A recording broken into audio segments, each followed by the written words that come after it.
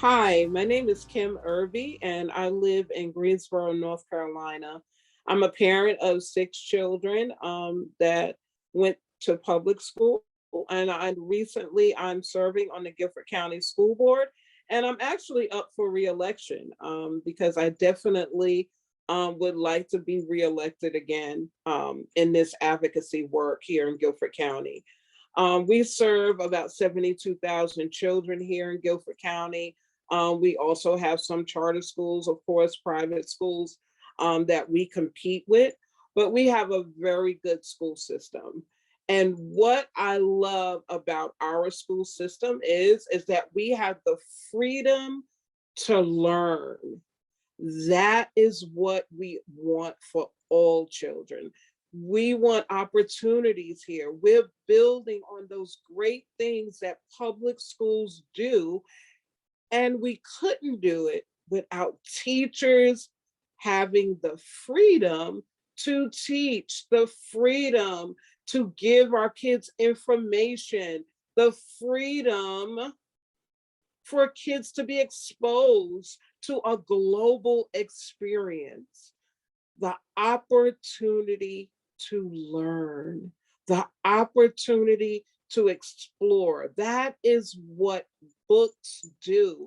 Books like this about Nelson Mandela, books like this, telling children that they can dream, books that talk about the history sometimes that we don't want to talk about, the freedom, right, that my ancestors fought for, the freedom to be American.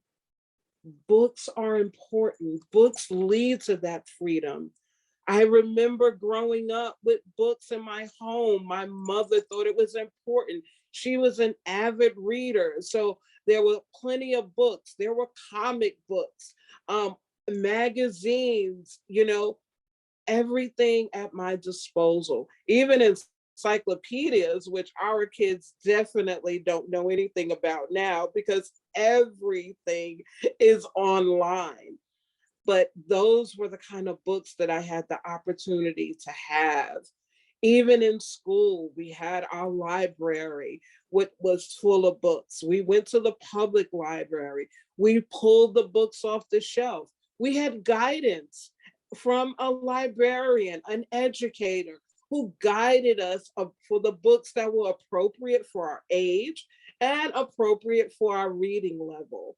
So books are important. This is not the time to hold back information. This is not the time to withdraw, but this is a time to expose, to engage, and to educate. Books help to educate our children.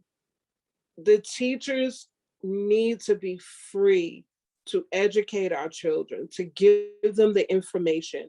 And then this is what develops the critical thinking.